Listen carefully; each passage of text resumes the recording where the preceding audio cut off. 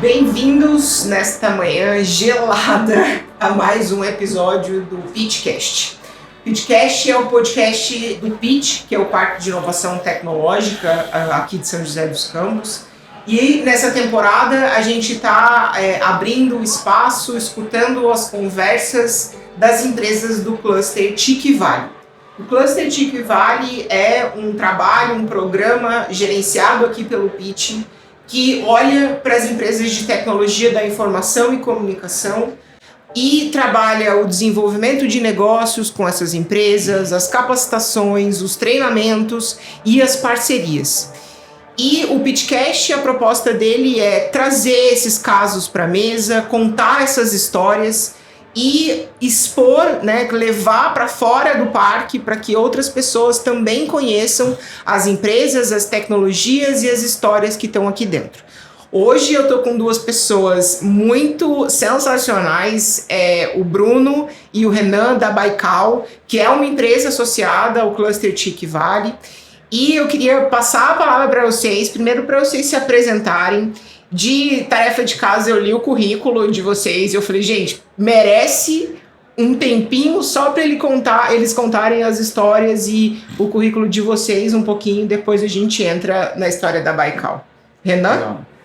Legal, bom dia a todos. Bom, meu nome é Renan Sesco de Campos, eu sou diretor executivo da Baikal Security, uma empresa de defesa cibernética. Comecei minha carreira lá atrás com direito corporativo, tá? E onde eu vi a necessidade já na parte de concorrência, de informação, na parte de proteção de dados, como que as empresas poderiam proteger, basavam bases de dados comerciais, por exemplo, dentro do trabalhista, dentro de outras áreas. E de lá, do direito corporativo, eu comecei a investir na minha carreira em tecnologia, em computação forense. Então, de lá para cá eu vim me preparando até que em 2019 eu fundei, junto com o Bruno, a Baikal Security, que é uma empresa de defesa cibernética. Nascemos como consultoria de segurança da informação, fomos evoluindo para um implementador de tecnologia. Então, hoje eu sou auditor ISO 27001 de segurança da informação. Eu sou Risk Manager também, com a certificação internacional. E hoje a gente trabalha desenvolvendo tecnologia de defesa cibernética, de Threat Intelligence, que é inteligência de ameaças, e também trabalhando em inúmeros projetos aí de empresas e organizações da infraestrutura crítica do Brasil. Legal, muito bom dia a todos. Sou o Bruno Álvares, diretor técnico da Baikal Security. Estou na área aí pelo menos uns 15 anos, na área de cibersegurança.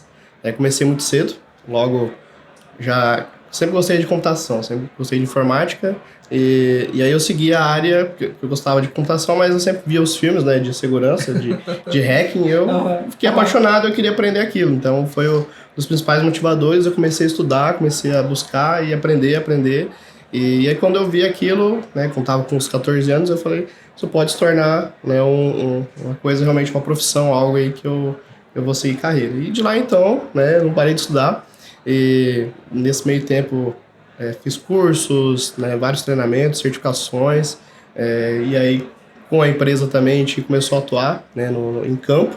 Então colocar em prática aquilo que eu estava em matéria de conhecimento não prático, começou a se tornar conhecimento prático, comecei a aplicar nos clientes, começou a ver que eu tinha a possibilidade ali de ajudar muitas empresas, organizações e pessoas também, como a gente faz, diretamente e indiretamente, ajudando as empresas, a gente acaba ajudando as pessoas também.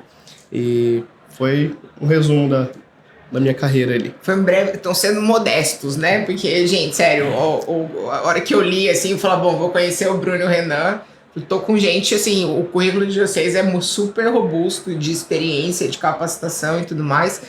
Pra gente entrar na história da Baikal, primeiro, como vocês se conheceram, assim, contem o comecinho da Baikal a partir da história de vocês, assim. Deixa eu contar um outro pedacinho que é legal da minha história, que faz parte que eu lembrei aqui agora. Em eu fiz faculdade em 2012, e nessa época eu queria procurar pessoas na nossa cidade onde falassem sobre segurança, cibersegurança, que era um tema que eu gostava, E eu procurei e não tinham pessoas, que falavam a mesma com a mesma língua, que eu pudesse buscar mais conhecimento. Então, eu juntei algumas pessoas ali e eu criei um hackerspace em 2012, chamado Sucuri Hacker Club. O que é um hackerspace? As pessoas trocam ideia, fazem esse network e aprendem uns com os outros sobre cibersegurança. Então, desde 2012, o Sucuri está nativo e a gente tem essa comunidade bem forte hoje, né? Bastante gente participa. E justamente fazendo isso, ensinando... Ela é nacional? Nacional lá na Campo Grande, né? Mas Centro-Oeste, né? Mas a gente tem um alcance bem legal ali, tem bastante gente que conhece a gente aí, internacionalmente falando. Que massa! Tem alguns se a galera que estiver vendo e escutando a gente quiser procurar, como que ela encontra? A gente tem feito algumas reuniões online, mas a maior parte é presencial. A gente faz, porque assim, são alguns conteúdos um pouco sensíveis também, né? Que a gente acaba abordando ali, né? Então, mas a maior parte é presencial. Legal. Mas é bem-vindo, todo mundo quiser participar, Legal. Conhecer o Sucuri. A gente tá com alguns projetos aí futuros ali, justamente para trazer mais gente de fora, mais gente... Muito massa! Vocês conheceram no Sucuri Hacker Club ou não? Quase. Próximo. Bom, eu conheci o Bruno acho que em 2017, se eu não me engano. E num projeto justamente de segurança, que ele trabalhava numa consultoria de TI, né, Bruno? Não era nem de segurança, era de TI, mas que criou um braço de segurança com o Bruno. E eu fiz um projeto numa empresa que eu trabalhava, que eu era sócio. E aquele primeiro projeto me mostrou questões ali sobre minha operação que eu fiquei assustado. Eu falei, meu Deus do céu, o que é isso? E eu sempre gostei também, o Bruno contou a história dele. Eu com 14, que eu também queria ser hacker, também fuçava, começava a estudar algumas linguagens, sistema operacional, sistema Unix, né? Aquelas conexões com servidor Telnet, fuçava, mas não tinha muita informação na minha época, pelo menos aberta na internet, era muito pouco, né? E conheci o Bruno lá por 2017, ele fez esse projeto, falei, cara, a gente tem que trabalhar junto em alguma coisa, né? Eu acho que lá por 2018 eu estava fazendo também consultoria para algumas empresas grandes, de vários setores aí, e eu falei, cara, a gente tem que criar algum treinamento, a gente tem que fazer alguma coisa junto. Quando foi no final de 2018, o Bruno me procura assim e falou, cara, tem um negócio aí, tem uma demanda dos cartórios, aí o CNJ editou uma norma que eles têm que tomar as medidas de segurança da informação e tem que desenhar, escrever as políticas e documentar tudo esse negócio. E eu preciso de você, porque a gente precisa estruturar, desenhar isso aí, documentar, tal. Eu faço a parte de segurança, tudo, mas a gente tem que fazer. Falei, cara, vambora. Isso aí dá um negócio. Vamos mexer isso aí. Isso foi 2017. Isso foi já final de 2018. Final de 2018. Para 19. Tá. Daí, começo de 2019, a gente começou a desenhar o negócio, já desenhamos desde a parte de estrutura comercial, qual que seria o escopo do que a gente ia atender, e a gente já começou a ir a campo, né? Que nos meus outros negócios, eu tinha criado uma meta para mim que eu queria fazer... eu queria desenvolver, eu ia focar em negócios pessoais meus aos finais de semana. Então, eu sentava sábado, assim, sábado era dedicado a meus negócios particulares. Começamos a desenhar isso aí e, cara, vamos a campo, vamos apresentar isso aí. Foi quando a gente viu a realidade daquele segmento, que a gente achava que aqueles grandes cartórios, todos eram super remunerados, estruturados, assim, e na verdade a maior parte do volume não tinha aquela capacidade econômica ou vontade de investir como a gente achava que tinha. E acabou que não deu certo esse negócio. Mas eu falei, não, isso aqui é legal, isso aqui é um negócio, isso aqui vai explodir no mundo, já estava, né? Isso pré-pandemia ainda, né? Então eu falei, cara, isso aqui é legal e isso aqui vai dar uma empresa. Isso aqui, ela é nacional, no mínimo nacional, na região que a gente estava. Falei, isso aqui é um negócio nacional. E a gente, daí a gente pivotou, né? A gente ia sair dessa área de atender, área de cartórios, fomos para outras empresas multinacionais, começamos a desenhar uma oferta. Até que no final do ano, a gente montou uma operação da empresa mesmo, né? Eu posso contar uma questão também, né? No final, a gente começou a empresa com o nome de Domo Security. A gente pensava, né, em defesa, em segurança, um domo de proteção e tudo mais. Até que daí, até um dos gestores de TI de uma empresa grande lá da região, ele foi visitar a gente no nosso, a gente era um escritório pequenininho ainda, a gente montou. Ele foi visitar e falou, cara, tem uma empresa lá no interior de Santa Catarina que atende a gente que tem esse nome de domo. Eu falei, a gente já tinha procurado no NPI, tinha procurado se tinha registro e tudo mais, né? E nada, a gente não tava tranquilo. Daí eu fui buscar essa empresa, tem essa empresa lá mesmo, eles vendiam acho que software, tipo da Microsoft e tal. Você vendia licenças assim só de software, não era uma empresa de defesa cibernética, segurança. Mas a gente falou, cara, é isso aí, vamos evitar, vai que a gente cresce, vai que o negócio dá certo e depois a gente vai ter problema de marca e tudo mais. Eu sentei na minha salinha lá, tava lá, respirei assim, fechei o cara e me veio na cabeça assim, a palavra Baikal, né? Baikal, eu falei, cara, da onde é isso? Do nada, assim, deu um estalo. Eu devo ter visto em algum lugar, né? Deu o Lago Baikal, né? A gente já falava que o nosso trabalho era um trabalho profundo, né? De pesquisa, de entender as vulnerabilidades do negócio, tanto técnicas como também de normas, de conformidade, né? Que a gente fala, né? Não tá descumprindo alguma coisa, alguma norma, ou realmente só tá exposto ali. E o Lago Baikal teve tudo a ver, porque é um lago no planeta Terra, acho que é um dos mais profundos. Não foi encontrado o fundo dele ainda, acho que desceram, se eu não me engano, 1.680 metros e não acharam o fundo desse lago. Eu falei, tem tudo a ver com o que a gente faz na empresa aqui, né, no caso, na nossa empresa. Daí a gente, eu sentei aqui, reuni com os caras e falei, cara, e aí, o que vocês acham? Cara, Baikal Security. Eu falei, todo mundo gostou e daí virou a Baikal já, né? Daí a gente começou a investir, desenhar tudo a parte de design, de marca, tudo em cima da Baikal. Que massa. E foi 2019, isso pré-pandemia, que a gente fundou a empresa, né? Nasceu como uma consultoria, né? A gente fazia testes de segurança já trabalhava o que as empresas precisam se enquadrar em normas, como LGPD, ISO 27001, SysControls, que são frameworks de segurança. E daí a gente foi evoluindo para um prestador de serviços também, porque os clientes, as empresas, elas precisavam. Nosso primeiro contrato nível nacional mesmo, foi em 2020 já, né? Foi uma grande empresa, foi um grande case nosso. Empresa com milhares de funcionários e tudo mais. A gente pegou, lógico, eu já vinha de 15 anos de carreira na parte de compliance, direito corporativo, o Bruno mais 13 anos de carreira também, né? Já mexia com segurança da informação nos negócios que ele trabalhava.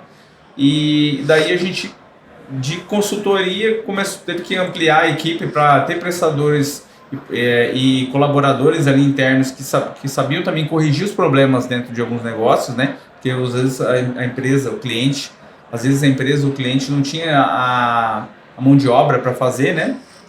E no final de 2021 começamos a desenvolver tecnologia nossa, né? Implementar também, instalar coisas, né? Sistemas de defesa, sistema de defesa de rede, outras proteções, software de mercado, hardware de mercado, mas a gente começou a desenvolver um negócio próprio nosso, né? Final de 2021, software que era utilizado para acelerar o trabalho do nosso Red Team, né? Com nossos hackers. A gente tem uma equipe de hackers éticos que atuam nos testes de segurança. Tem alguns negócios de mercado que são obrigados a fazer isso por algumas normas, né? Por exemplo, resoluções do Banco Central, quem está ligado ao sistema financeiro, e outras organizações porque já tem um grau de maturidade, já se adequaram a algum tipo de norma, como ISO e outras normas de segurança da informação internacionais, também já criaram um sistema que elas precisam fazer esses testes periodicamente.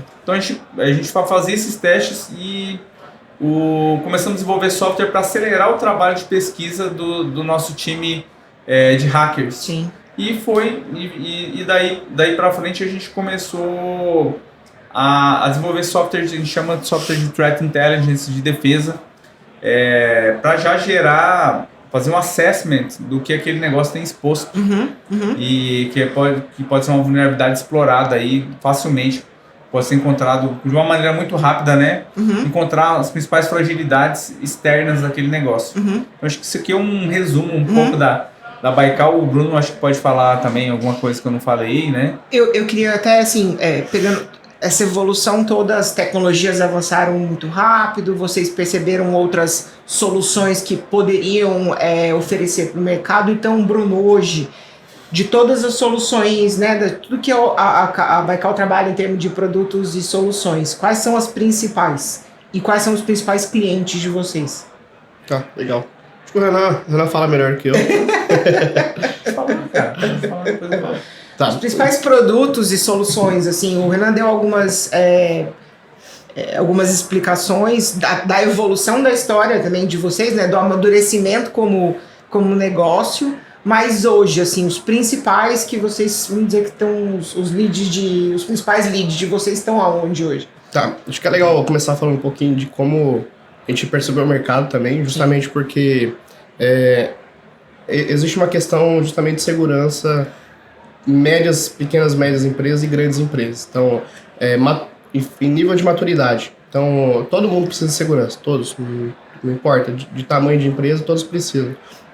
A questão é como elas percebem isso, e a gente sentiu isso muito também no começo da história e evolução disso. Então, a gente readaptou muita coisa, né, questão de produtos, ferramentas, a própria consultoria mesmo.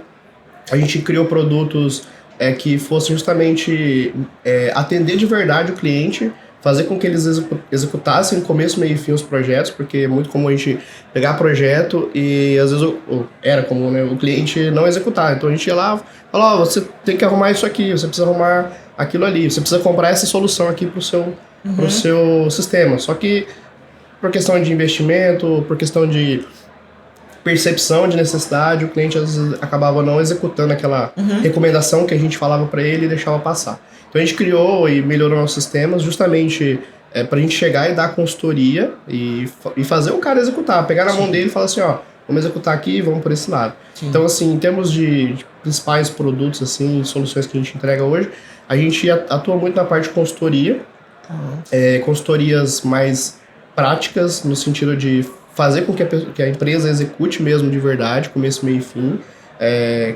com esses testes que, igual ela falou, os testes presenciais. Então é um diferencial nosso de lá fazer o levantamento, fazer as indicações, justamente porque tem essa questão de, às vezes no remoto, ou a pessoa falar uma coisa, só que a gente presencialmente conseguir detectar outras coisas pelo nosso feeling, pela nossa experiência. A gente tem essa habilidade, né, de conseguir ajudar melhor. Então, essa parte dos testes. Outra coisa que a gente atua muito bem hoje é a parte de pentest. Então a gente está com um time bem completo essa parte de teste de invasão, que é justamente invadir a empresa, seja por fora ou internamente, né, presencialmente. E a gente tem um time bem legal. E via sistemas também, via aplicativos, né, aplicações aí. Esse é um tipo de teste também bem quisto no mercado, e ele é bem interessante porque a gente consegue acelerar muita coisa. Justamente com esse teste, com essa avaliação, o cliente já consegue ver os principais pontos que ele precisa corrigir o quanto antes. Tá. Que são pontos mais críticos, literalmente, que um atacante conseguiria entrar ali e conseguir obter dados, né? Tá. Prova de fogo da segurança, né? O teste de intrusão é a prova de fogo da segurança, prova prática mesmo, né?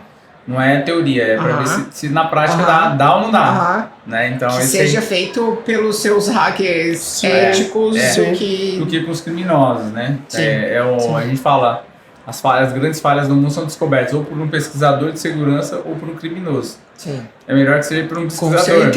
Com certeza.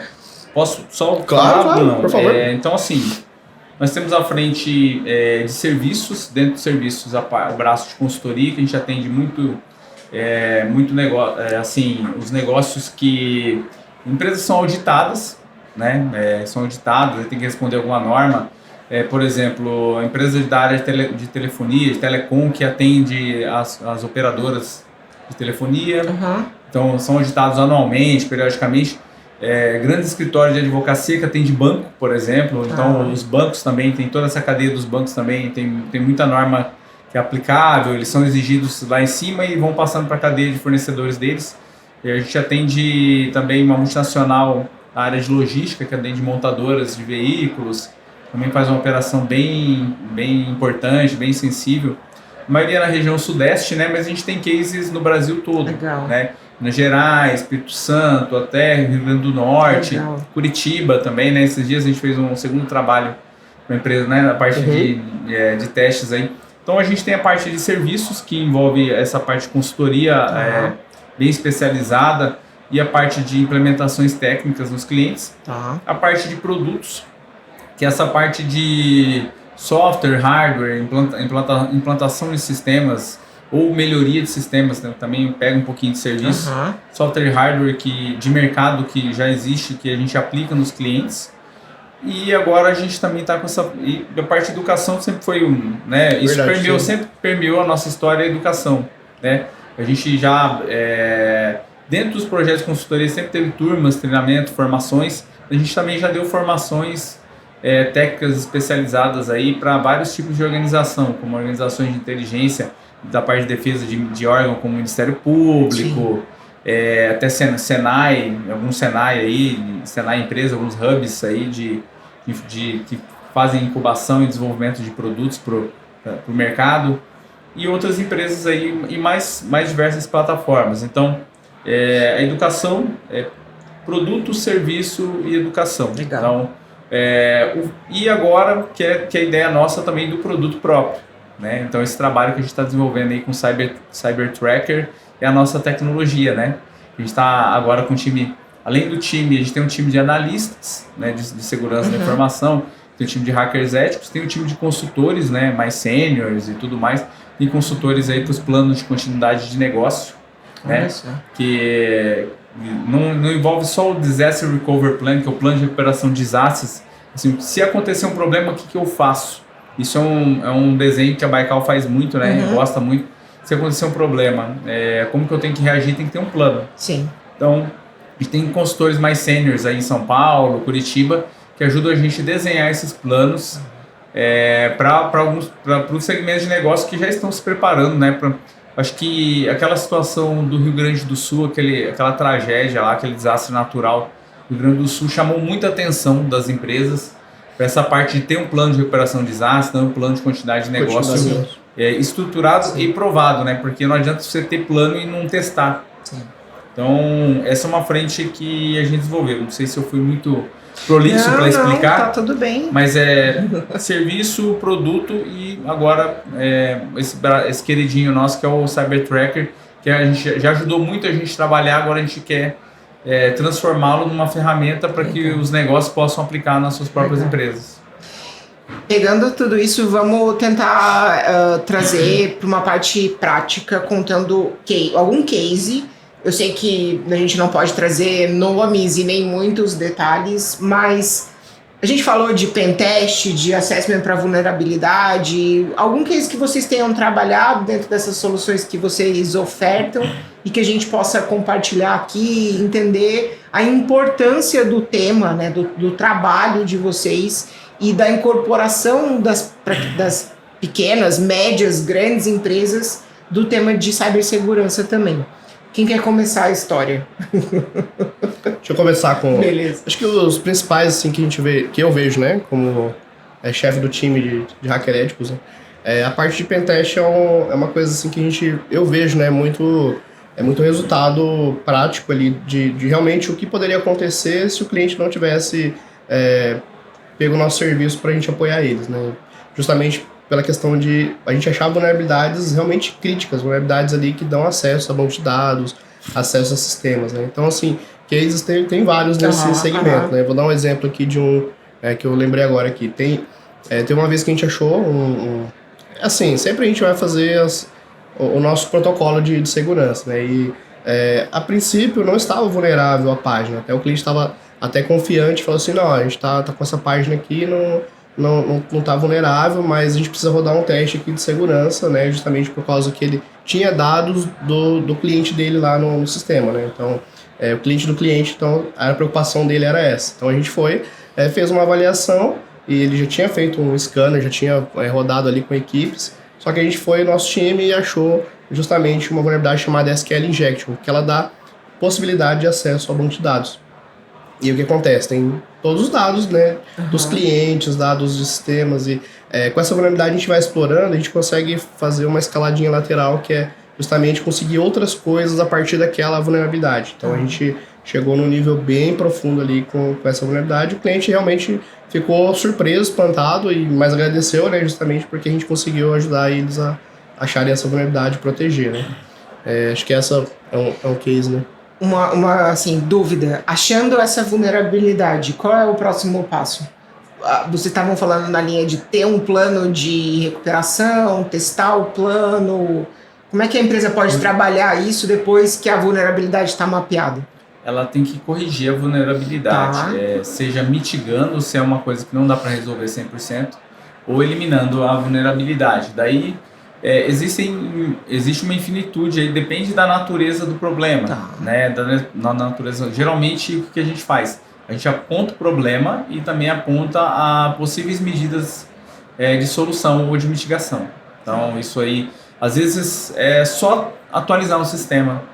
Por exemplo, às vezes é um Apache lá, um servidor, né, Bruno? Um sistema de servidor lá que já foi descoberto. Existe uma base internacional de vulnerabilidades já identificadas nos sistemas presentes no mercado, que às vezes ela é antiga, mas ela, por uma configuração, porque você precisou fazer mexer no sistema, implementar alguma coisa, ela foi exposta ali, foi gerada ali novamente, ali, e foi identificada. Então, às vezes é só uma atualização do sistema, às vezes tem que corrigir código, desenvolver alguma situação, às vezes o jeito que aquela aplicação, aquele sistema foi desenvolvido, ele não foi a melhor forma, a mais segura de se fazer. Então, assim, a correção muitas vezes é muito simples, às vezes demanda um investimento. Então é caso a caso do tipo de problema. Não estava falando de encontrar problemas. A gente fala que o que é legal também do nosso trabalho é a reação em cadeia disso aí, a possibilidade de como isso impacta, às vezes, um ecossistema. Igual teve um cliente nosso, tinha um sistema de gráficos que atendia a operação deles. A gente descobriu uma vulnerabilidade. Ela não tinha sido publicada ainda, mas já estava nos fóruns da Dark Web. O pessoal, as equipes, a gente monitora alguns ambientes, vários players já estavam comentando lá daquele problema. Daí a gente falou, poxa, nosso cliente X, ele tem esse sistema, vamos marcar uma reunião urgente, chamar uma conversa urgente. E esse cliente nosso, a gente chamou isso para reunião, ele já chamou o fornecedor dele, que era a empresa de dados, que fazia gestão desse painel para eles e tudo mais. Daí na reunião foi muito interessante isso, né? Que a gente mostrou para eles e eles falaram, nossa, obrigado, que coisa perigosa, né? Ele falou, estamos corrigindo. E outra, esse fornecedor deles usava essa ferramenta aí, eu acho que, não sei se em todos, mas em vários aeroportos do Brasil. Uau! Então o impacto foi indireto, indiretamente ajudou outras empresas. Justamente. A gente se antecipou uma ameaça ali que já estava sendo explorada como que eles falam na natureza, né? Em inglês eles falam muito na segurança de informação, in the wild. Foi encontrado in the wild. Aquele problema foi encontrado na natureza.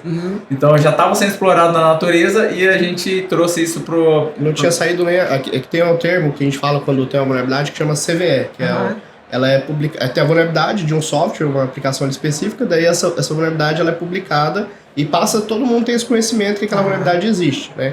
Às vezes não como explorar ela, mas que tem aquele conhecimento. Só que a comunidade ela é muito grande, então os caras saem a vulnerabilidade, o pessoal já começa a tentar entender como que surgiu ela para tentar explorar. E o que aconteceu? E nesse caso não tinha nem saído a CVE ainda. Então o pessoal já estava falando dessa vulnerabilidade, já tinham descoberto ela, e a gente conseguiu antecipar semanas antes. Depois a gente já corrigiu nossos clientes antes de sair a vulnerabilidade, ou nosso cliente, daí esse caso que a Ana falou, acabou ajudando essas outras empresas, e aí depois saiu a CVE, depois saiu a publicação daquela vulnerabilidade. Outro caso emblemático assim também de uma situação que impacta outros negócios, por isso que a gente fala, o pessoal fala muito hoje, né, em várias áreas de negócio do supply chain, né? Da cadeia de negócio, da cadeia de fornecimento, mas da segurança da cadeia de fornecimento e aquele caso, acho que vocês vão entrar e todo mundo tá falando, né? Aquele caso do Banco Central é muito isso. É a cadeia de empresas fornecedoras de um serviço, de uma entrega, como um pode afetar outros, né? Como uma empresa afetou vários bancos aí, e o Banco Central, o sistema de pagamento, mesma coisa, né? A gente fez um pentest numa plataforma SaaS, né? Uma plataforma de software online de um cliente nosso, só que essa plataforma ela era de terceiro, ela era da empresa. Então a gente pediu uma autorização legal lá, o nosso cliente pediu lá, formalizou, pedindo para essa plataforma, autorizou ela ela nos autorizou a executar essa prova de conceito lá, esses testes. E nós executamos isso na plataforma deles, que era um portal de clientes e tudo mais. E o nosso time de pesquisadores encontrou uma situação lá de uma exposição no código dessa aplicação, uma exposição no código dava acesso aos dados de login, acesso do servidor, dos servidores daquela aplicação. Então, assim, uma pessoa usando aquele software lá no dia a dia poderia, em algum momento, se fosse manipular alguma parte das URLs ou do sistema web mesmo, ele poderia acessar o login e senha desses servidores. Só que o que tinha nesses servidores? Esse servidor era um portal para as bases de dados de todos os clientes dessa empresa. Tá. Então, não só do nosso cliente, Sim. que era a preocupação nossa, era proteger a base de dados do nosso cliente, Sim. mas de todos os clientes no Brasil todo dessa empresa. Sim. Então, indiretamente... E era bastante. Não era pouco. Bastante. A gente, quando viu aquilo ali, a gente nem acessou, né? Porque a gente tem os limites de trabalho. Mas a gente já chamou, a gente tem um contato de emergência que a gente fala, o telefoninho, quando vai executar um projeto assim, né? E já chamou os responsáveis e falou, chama o seu fornecedor aí, chama o seu fornecedor agora, vamos mostrar que tem um possível acesso aqui a toda a base de dados de todos os clientes deles aqui, pode ser explorado por uma pessoa, às vezes nem um conhecimento hacker muito aprofundado. O que o Bruno falou dessas publicações de vulnerabilidades no mundo, esse é um grande problema também. Um problema não, ele é uma solução para equalizar conhecimento, mas também é um problema, que às vezes quando a gente publica isso, pessoas com má intenção, né, agentes maliciosos, que a gente chama de criminosos, com menos conhecimento técnico também adquirem o conhecimento para explorar aquilo lá. Sim. E existe toda uma cadeia a gente fala que é a pirâmide do crime, né? Tem gente que só desenvolve o software, tem gente que rouba os dados, tem gente que armazena, tem gente que vende, tem gente que leiloa. Especializada e integrada à cadeia. Então tem um mercado só de desenvolvimento de softwares para outros criminosos utilizar esses softwares para explorar alguma falha que já foi detectada. Sim. A gente chama os kits, né? Inclusive, que acho que é uma grande praga no mundo, né? Todo mundo já experimentou, conhece alguém próximo que já sofreu os ataques de ransomware, né? Que são os sequestros de dados, criptografia. Então, hoje, existe o Ransomware as a Service. Ransomware, né? As a Service, que é o quê? Tem grupos organizados que eles locam as ferramentas de trabalho para outros criminosos utilizarem e aplicarem esses golpes. Olha só. E ganha um percentual do faturamento. E tem todo um ecossistema global para isso, né? Acho que a gente pode entrar nisso depois um pouquinho. Eu queria puxar, você comentou o caso do Banco Central, né? Foi o desvio de 800 milhões de reais no Pix por um vazamento de dados que aconteceu. Foi mais ou menos isso a notícia, certo? Creio que sim, por cima. Por cima, foi o que eu consegui acompanhar de notícia também. Mas vocês, com uma visão técnica, toda a experiência, a história da Baikal, o que poderia ter sido feito de diferente e até no aspecto preventivo, né? A gente tem falado muito, é melhor prevenir do que chegar na situação final de um sequestro de dados, por exemplo, e tal. O que poderia ser feito com base no que foi divulgado, com base, né, nos relatórios produzidos até então em relação a esse caso? Qual é a visão técnica de vocês sobre isso? Posso falar? Ou quer falar aí, eu depois complemento? Eu falo. Legal. Nós não tivemos acesso às investigações, então a gente se baseando somente no que foi noticiado. O que foi noticiado ali, a primeira questão é a questão humana, né? Então, supostamente tiveram acesso, adquirindo acesso direto de uma primeira credencial, né? No caso, o primeiro acesso, que o Bruno falou isso um pouquinho, né? Tem o primeiro acesso, depois vai se escalando lateralmente e outras questões. Então, a questão humana de adquirirem um apoio interno, né? De uma pessoa para poder facilitar um ataque. Então, isso foi amplamente divulgado e tudo mais, mas a gente entende que tem uma complexidade técnica muito maior por trás aí, por dentro, depois disso aí, o que foi feito. Mas o que a gente vê sobre o que foi noticiado, né? Lógico, estavam falando que já saiu uma pesquisa de uma empresa de segurança, já fez uma investigação, um relatório de investigação, não li esse relatório, mas ali fala que teve uma questão de, depois que acessou o sistema, as credenciais daquelas instituições financeiras devem ter sido protegidas de uma forma diferente. Tá. Mas assim, a parte humana é a primeira questão, né? E outra questão é a questão dos poderes também, que a gente fala muito isso de o mínimo possível, né? Tem as estratégias aí de Zero Trust, outras estratégias de controles também.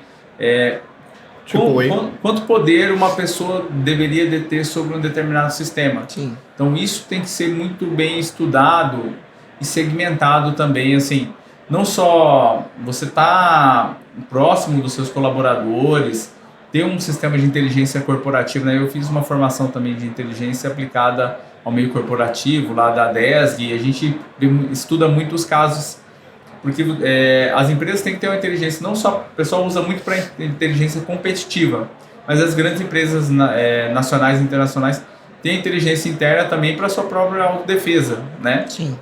Então tem que ter uma inteligência aplicada aí às pessoas que você tem no seu meio, entender comportamentos ali, entender onde que um funcionário pode ser abordado. Sim. Por alguém, né? A gente sabe que no mundo, na geopolítica global, isso é muito feito entre países, com espionagem. A gente sabe que na espionagem corporativa e nesses ataques aí, as pessoas podem ser abordadas, podem ser feitas ofertas aí, e pessoas que têm um desvio aí são um grande problema. Então, a parte pessoal e a parte de controle de poderes Sim. de usuários, eu acho que é uma grande lição aí que tem que ser observada por todo o negócio, né?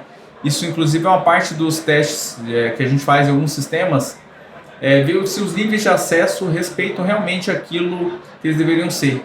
Sim. Tá? Muito comum também a gente achar, tem um determinado nível de acesso administrativo mínimo, tem um determinado nível de acesso gestor e outro administrador do sistema, mas o que aquele acesso mínimo do mínimo poderia acessar? Realmente ele acessa só aquilo? Isso Vou complementar um negócio interessante. Dentro da segurança a gente fala de pessoas, processos e tecnologia, né? E políticas, né? Então, de modo geral, seriam esses principais itens que tem que ser abordados. Então, por exemplo, na política, pode estar falando lá que o colaborador não pode utilizar pendrive nas estações de trabalho. Está escrito lá que não pode, proibir e tudo mais. Mas eu preciso da tecnologia bloqueando isso. Eu não posso... Tá escrito isso na política, mas na tecnologia eu vou lá com o pendrive, espeto na máquina e ele está liberado. Sim. Então tem que ser essa junção desses 4 itens que eu falei, um apoiando o outro justamente para evitar que o incidente aconteça, né? Dentro desses caras tem mais um leque aí de possibilidades. Né? O que a gente faz com políticas e educação, a parte que a tecnologia não consegue. Então, mas você tem que investir na tecnologia para poder ter os controles e o máximo possível você consiga trabalhar, lógico, não é para travar, não é para prejudicar o negócio. Eu acho que um dos grandes umas grandes questões aí corporativas, da cultura corporativa versus segurança, é aquela questão da visão dos profissionais, né, conflito entre áreas, né, que eles acreditam. Mas a gente sabe que as empresas que mais prevalecem no mercado, mais avançadas hoje no mercado, são os que têm os profissionais, não só antigamente a tecnologia não estava na mesa, né, no C-level, não estava no board, né, e nem a segurança. Hoje, até o profissional de segurança já tem o nível C-level em vários negócios, né. A gente chama de CISO, Chief Information Security Officer. Antes nem a tecnologia estava, né? Então, que é o diferencial estratégico. Hoje é natural dos grandes negócios nascendo. Mas a grande maioria das empresas, nem a segurança, nem a tecnologia, quiçá a segurança vai estar na mesa de discussão, na mesa, no board ali que toma a decisão. Que às vezes planeja um produto, que às vezes define isso vai chegar neles lá, somente na hora que já precisa resolver um problema. Já estamos fazendo isso aqui, dá um jeito de suportar essa operação, dá um jeito de resolver essa questão. Então, acho que essa questão estratégica de visão de negócio também é muito importante, né? E até assim, né, eu tenho o que eu acompanho de tecnologia, da evolução das empresas e tudo mais, tem muita gente falando que dado é o novo petróleo, né? Dados já é o novo petróleo e tudo mais, então não tem como não proteger, não tem como não cuidar disso. E aí, o que a gente está falando da parte empresarial, a gente consegue replicar para uma análise de países, ou seja, toda a questão da cibersegurança hoje é aplicada num contexto geopolítico, né? A gente estava falando de empresas, de negócios, de dados de empresas, de dados de clientes. Como é que vocês estão vendo esse movimento distanciando um pouco do micro ali, que são as empresas, mas olhando para o relacionamento entre os países hoje? Isso acontece? Olha, sim, e é muito mais grave do que a gente imagina, né? Eu acho que um dos primeiros grandes problemas globais cibernéticos que ocorreram foi daquele, acho que era aquele WannaCry, Bruno, 2017, 2018, se eu não me engano. 2017. Era uma questão lá não sei se era do leste europeu, lá, naquele bloco lá, uma briga entre países, estavam desenvolvendo que daí foi, acho que um dos mais famosos worms, que a gente fala que é o vírus, é o malware, né? A gente chama o vírus de malware, um malware que ele se auto-replica, que chama de worm. Ele foi desenvolvido para atacar as organizações lá e sabotar os outros países lá que eles estavam se digladiando lá. E o que aconteceu? Isso se espalhou pela rede, pela internet global, isso atingiu empresas, parou hospitais, parou empresas no mundo inteiro, inclusive no Brasil, né? Então era um vírus que se propagava e destruía, implicava sistemas e parava operações. Então uma questão lá do outro lado do mundo veio atingir aqui. Outra questão geopolítica importante é o clima de desconfiança entre os países. Então questão de espionagem e tudo mais. A gente vê que nas conversas diplomáticas, né, os países se acusam indiretamente, mas ninguém se confronta porque todo mundo se beneficia também das inteligências que são geradas, né, pelas pesquisas, pela espionagem internacional. Sim. E são que eles falam que é criar vantagem, né, gerar informação para criar vantagem. E não só essa vantagem também, às vezes as empresas têm, acho que o que impacta muito na cibersegurança, as organizações ligadas a países, elas também criarem sistemas que possam gerar poder, armas cibernéticas. Eles têm vantagens, por exemplo, eu tenho um sistema implantado na rede elétrica do país tal. Ele não sabe para que ele tem aquilo, mas caso um dia ele precise, ele vai usar. Então isso é um grande problema dessa clima de desconfiança global, que sempre acho que ocorre desde a existência da humanidade, né? Que Sun Tzu já falava, né, lá atrás, né, em sabotagem, espionagem e tudo mais. Hoje a gente só pega tudo isso e joga tecnologia em cima para facilitar muita coisa. Então, dentro dessa nossa área, isso impacta muito aqui, gera novas vulnerabilidades que às vezes os países, as autoridades já sabem, mas eles se beneficiam disso. Teve um caso famoso que foi divulgado globalmente, foi aquele oficial lá, aquele militar americano, Edward Snowden, né? Ele divulgou que ele já tinha uma vulnerabilidade que eles já exploravam, né, nos sistemas de inteligência para investigar as pessoas, para ver os dados das pessoas, dos cidadãos e tudo mais. Isso é uma coisa que já era conhecida, poderia ter sido reportada para corrigir, mas alguma autoridade estava se beneficiando disso. O grande problema disso é que isso aí era uma exposição que poderia afetar qualquer pessoa em qualquer país. A própria NSA teve várias vulnerabilidades de criptografia. Eles conseguiam quebrar criptografias justamente para poder ter essa possibilidade de ter acesso à conversa, à comunicação, né? E ficavam quietinhos ali, né? Nós fizemos uma pós-graduação em computação forense, né, Bruno? Inclusive com peritos muito qualificados, até alguns até formados no ITA aqui, os peritos da Polícia Federal, grandes professores aí, muito interessante. E a gente estava estudando um pouquinho dessa história da criptografia, do desenvolvimento de tecnologias criptográficas e como os países tentavam barrar a disseminação dessas tecnologias entre outros países para que os outros não detivessem essa tecnologia de criptografia para se protegerem, para protegerem a sua própria informação. Então, existiam até leis dos países, né, para bloquear a transmissão de tecnologia quanto a isso. Justamente para manter a vulnerabilidade, sempre o cara poder acessar quando ele quiser. Então, países estão vulneráveis tanto quanto empresas. Com certeza, com certeza. Inclusive, países e empresas, né? Que a gente fala que toda a cadeia, a gente chama de infraestrutura crítica do país, são o quê? São negócios, organizações operações que se pararem vão ter um grande impacto nacional, social, seja transporte, pagamentos, toda a cadeia de fornecimento de água, serviços públicos e tudo mais. Então, a gente sabe que essa questão de clima geopolítico internacional afeta muito essa questão de cibernética, não só de espionagem, como também de vantagem. A gente fala vantagem contra a sabotagem, contra a implicação, assim. Então, são sistemas muito visados. Sistemas de telecomunicações, a parte aí espacial, né? Acho que aqui tem tudo a ver com o parque, satélites e tudo mais. Então, sempre o país está tentando ter vantagem sobre o outro. E com certeza tem uma cadeia de pessoas aí no meio faturando com isso, né? A gente fala que uma escala, logicamente, que sempre um país acusa o outro, né? Sempre um país vai falar de grupos, né? Tem vários grupos organizados, mapeados internacionalmente, grupos de crime cibernético, organizações criminosas, né? Eles chamam de Advanced APTs, né? APTs. Eles chamam de APTs, que agora eu não vou conseguir falar dessa sigla.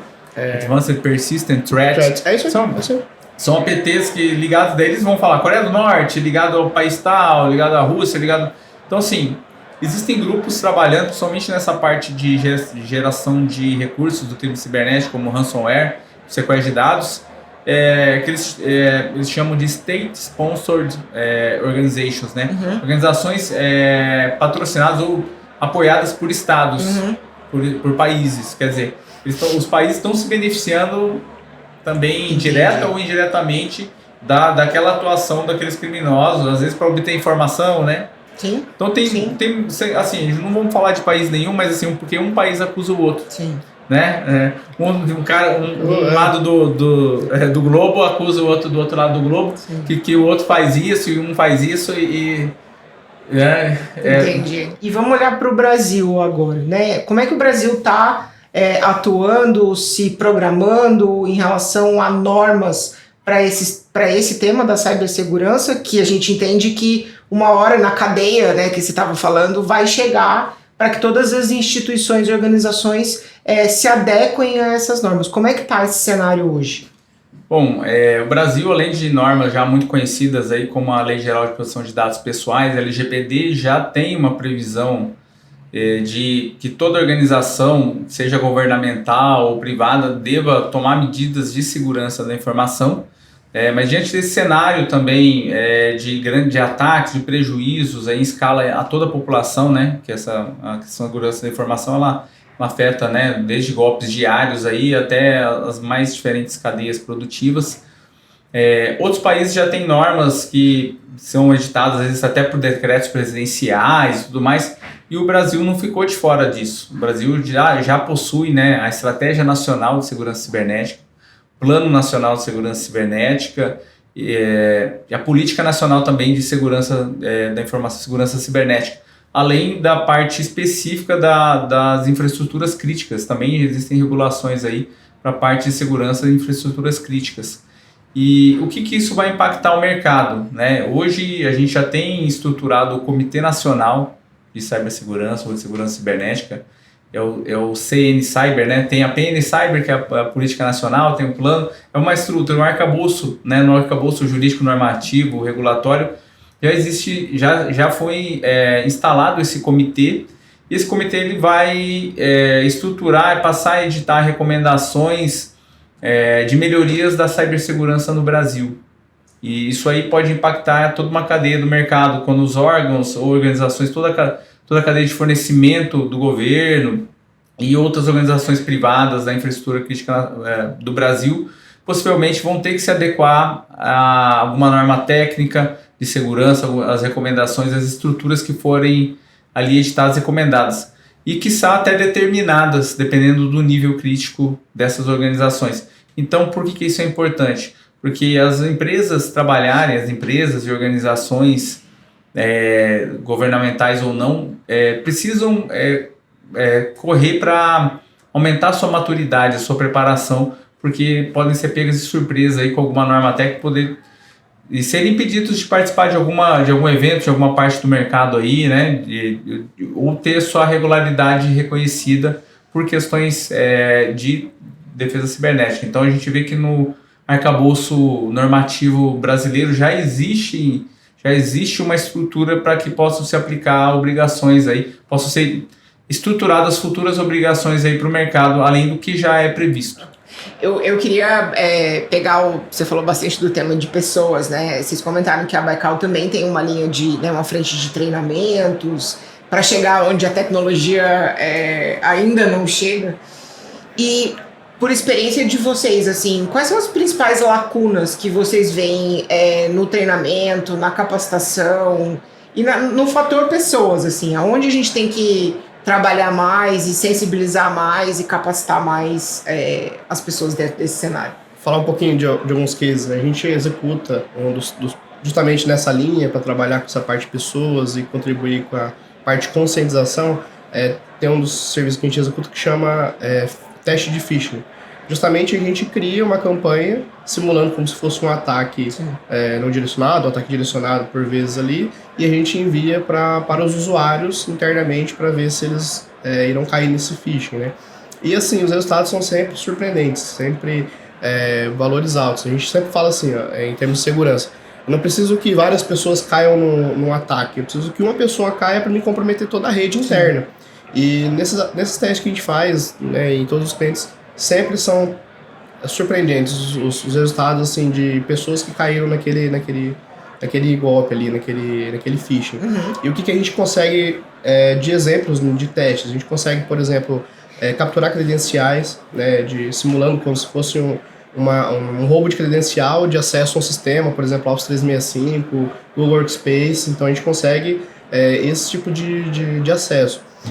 Outra coisa que a gente também consegue executar de teste, por exemplo, execução de macro, que é simulando como se fosse o atacante enviando um possível vírus ali, um malware. Uhum. A pessoa vai e executa na máquina, a gente explora a curiosidade. Uhum. Né? E qual que é a ação disso? O que a gente faz depois que a gente faz? Primeiro, esse é um trabalho que a gente levanta um tipo de lacuna, que é esse de pessoas, né? Em termos de conscientização. Mesmo que a empresa faça campanhas de conscientização de outras formas, como envios de lembretes, né, revisão de políticas, treinamentos, né, apresentar, acontece muito ainda. Por quê? Porque justamente o atacante ele vai explorar ali algum ponto que a curiosidade ou alguma coisa ali do usuário. E nesse ponto que é o principal. Então ele ainda é um dos tipos de ataques mais efetivos. Então, qual que é o pós depois que a gente executa? A gente vai fazer um trabalho de conscientização, onde vai fazer um treinamento direcionado específico, mostrando todo o caminho que a gente fez, por que a gente fez, como que a gente conseguiu fazer com que a curiosidade ou aquela situação ali fosse, aquele gatilho, né, fosse executado pela pessoa. Então, a gente faz esse trabalho e a gente vem fazendo um trabalho sequencial. Então, de tempos em tempos a gente executa e vai comparando os resultados. E a gente observa que realmente tem uma diminuição. Uma coisa importante também que quando é feito esse trabalho, não é só questão do usuário cair, porque pode acontecer, né? Não existe nada 100% seguro, né? O problema é o que fazer depois que acontecer isso, né? Então a gente treinando o usuário, ele ficar capacitado para quando acontecer, ele perceber que errou, já tomar as ações, porque o menor tempo de resposta faz diferença, exatamente. Então a gente trabalha justamente nesse ponto também, de o que fazer quando acontecer. E também automaticamente para a empresa, porque o colaborador ele fica muito preocupado de puxa, né, eu caí no golpe, vão me punir de alguma forma. E às vezes, por causa disso, ele acaba omitindo que ele caiu. Tá. Isso prejudica a investigação, prejudica o tempo de resposta. Então o nosso trabalho também é conscientizar a própria organização ali quanto a isso, para poder ajudar na parte de reação. Quanto a pessoas, assim, resumindo, então, acho que uma das questões principais aí de cultura, com relação à cultura, primeiro, segurança como parte do negócio. Então, todos os profissionais de todas as áreas entenderem que é mais um departamento, é mais uma área e que todos são interdependentes. Porque geralmente uma área de negócio, eu quero vender, eu quero fazer isso, eu quero fazer meu produto, o cara está me atrapalhando fazer. Na verdade não, né? Ele está ajudando a empresa a perseverar, sobreviver no mercado. Porque hoje é diferencial competitivo a segurança, igual a gente falou, está participando dos boards, a tecnologia e segurança estão participando dos boards, porque ele tem que fazer parte da estratégia do negócio, né? Isso vem e vem das próprias ISOs, né? Tudo quanto é ISO, acho que as empresas do parque aqui tem certificações técnicas em várias áreas. As ISOs falam que tudo começa da alta direção para baixo. A alta direção patrocinando políticas, patrocinando recursos de pessoas, investimentos, para tomar aquela atitude que você vai fazer naquela norma técnica, daquela ISO, de qualquer área, de qualidade ou de outra área. Então, a cultura de segurança fazer parte do negócio, parte natural do negócio, ela tem que ser top-down. Senão você não consegue segurar uma cultura numa organização. Então, a primeira questão é essa, para que todos entendam. A segunda é a conscientização, né? Que da importância de mostrar que aquela falha grave, como ela pode impactar em tudo. Pessoas são muito treinadas, só que elas recebem inúmeros treinamentos em um negócio. As empresas têm, às vezes a gente fala não é excesso porque precisa, mas assim, são treinamentos de várias áreas. Aí surge uma norma, uma lei nova que tem que dar um treinamento de outra coisa, aí surge uma outra situação preventiva, segurança, saúde, tem várias frentes. Então, nesse mar de normas e treinamentos, como é que a gente faz a conscientização? É um grande desafio hoje. E a outra questão que eu acho que é um desafio contemporâneo é a questão da atenção. Então, a questão da presença, consciência presente das pessoas e a atenção, a pressa, o excesso de informação também leva, às vezes, pessoas inteligentes, pessoas preparadas que têm valores, assim, que eles respeitam as políticas, eles têm valores que acompanham, entendem a importância, porém, tem falhas assim, diante da pressa, da falta de atenção pelo excesso de informação. Então, a atenção a gente tem visto que ela é um grande desafio hoje, que é muito explorado também nesses principais golpes aí, que tentam se fazer passar por comunicações oficiais ou outras para tentar. A gente fala a engenharia social, né? Esse tema muito explorado hoje na cibersegurança e outros golpes aí, né? Todo mundo conhece algum parente. Isso aí está sendo disseminado, né? O crime organizado normal encontrou as ferramentas tecnológicas agora para propagar os golpes aí de tudo quanto é forma possível.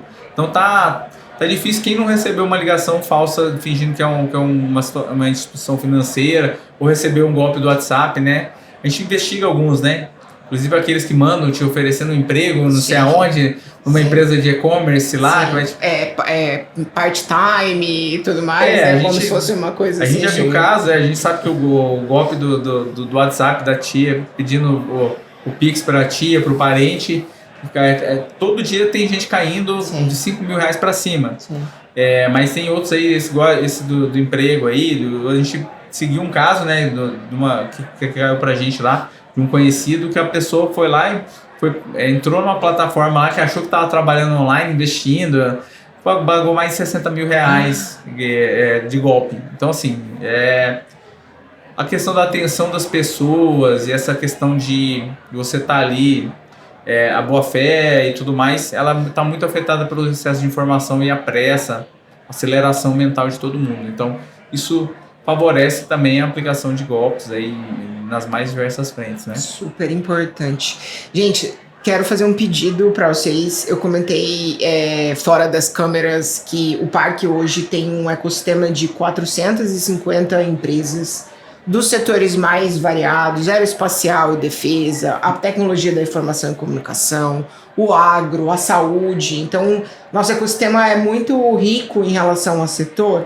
E fora isso, ainda tem as universidades com a gente, os estudantes que estão aqui, o poder público que está conectado ao parque. Queria uma mensagem de cada um para a gente não sair desse encontro, dessa conversa, sem passar para esse ecossistema a mensagem mais importante que vocês acham que eles precisam guardar e levar e aplicar nos seus negócios, no seu dia a dia, em relação à cibersegurança, enfim, a tudo que a gente falou aqui. Quem começa? Não estava no roteiro, mas eu queria que a gente deixasse essa mensagem final para o ecossistema. Legal. Do meu ponto de vista, a gente fez vários serviços ali e é muito comum as pessoas, as empresas acharem que não precisam de segurança. Então, meu ponto principal é que todos deveriam se preocupar com segurança. E aí a questão se acalme, porque existe uma coisa chamada maturidade, que ela envolve o quê? Você primeiro tem que começar. Da onde? De qualquer lugar. Comece. Só comece. Porque, por exemplo, os próprios frameworks, tá, de segurança, como o CIS ali, eles justamente têm os níveis de maturidade. Então, estou começando agora com cibersegurança. Nunca implantei na minha empresa, nunca pensei sobre esse assunto. Por onde eu começo? Então, existe algumas coisas básicas que você deve começar. Poucas coisas, mas que você deve começar. Depois que você implantar essas, aí você vai evoluindo para outros itens. Então, a minha mensagem é: busquem sobre cibersegurança, né, o entendimento do por onde começar. Esse é o start. Comece com coisas pequenas, mas comece. Backups, firewalls, avaliações de segurança, justamente para você ter uma visão ali das principais vulnerabilidades. Outra coisa importante também, mapear os ativos, o que você tem que é mais importante, que se, por exemplo, parar ou alguém atacar, pode prejudicar a continuidade do seu negócio, e por aí vai. Então, esses são os principais ali que eu recomendo. Muito bom. Bom, o que eu prego muito, eu falo muito assim para todo negócio, né? Porque a gente fala, segurança é importante, e se torna às vezes um papo chato para muita gente. Não, eu quero fazer negócio, eu quero produzir. Então, assim, que você tem que entender? Você tem que entender que segurança, ela é diferencial competitivo. Então a gente fala que segurança não é só resiliência para aquela organização se manter no mercado, né? Você tem que ter resiliência, tem que ter força, estrutura de negócio para você se manter no mercado a despeito de certos desastres, a despeito de situações de mudanças no mercado, mudanças da tecnologia e ocorrências aí geopolíticas, econômicas, políticas. E a parte de defesa cibernética é muito isso. Então a gente chama isso de poder cibernético. Então as empresas elas têm que desenvolver poder cibernético. Um dos pilares do poder cibernético é a cibersegurança. Outro é você estar alinhado com inteligência artificial, você ter vantagem tecnológica enquanto os seus concorrentes estão trabalhando de forma abraçável em alguns processos aí de produtos. E a cibersegurança, ela faz parte, é um pilar do poder cibernético. Se a empresa não tem poder cibernético, ela não consegue perseverar face à existência do mercado ou então perante os seus concorrentes. Então, segurança da informação, defesa cibernética é poder cibernético. Renan, Bruno, muito obrigada por terem topado o convite, por compartilharem as histórias de vocês, a criação, a evolução e desenvolvimento da Baikal e insights importantes sobre o tema. Nós que agradecemos, né? Agradecemos o convite e a participação também, e deixar aberto que podem contar com a gente sempre que precisar, estaremos sempre à disposição de vocês. Muito obrigado. Bom, pessoal, foi muito bom o papo, eu sei que a gente fala um pouquinho, né? Fala bastante às vezes, mas foi muito interessante e a gente gostaria também de agradecer a recepção aqui, e esse espaço, né, essa oportunidade aqui do Pitch para a gente poder se comunicar um pouquinho mais, poder mostrar o nosso trabalho aqui, não só para o cluster, para o ecossistema aqui do Parque Tecnológico, Parque de Inovação Tecnológica de São José dos Campos, que é um dos mais importantes do Brasil, né? Então, e de impacto internacional que a gente sabe que tem. Então, a gente fica muito grato de poder ter essa experiência aqui com vocês, poder estar ajudando tantas organizações aqui com vocês e trazendo essa informação aqui também em mais esse canal. Obrigado. A gente encerra aqui, então, mais um episódio do Pitchcast. Fiquem ligados, sigam a gente nas redes sociais. O Pitchcast está no Spotify e em outros canais de transmissão. Vem muito mais por aí.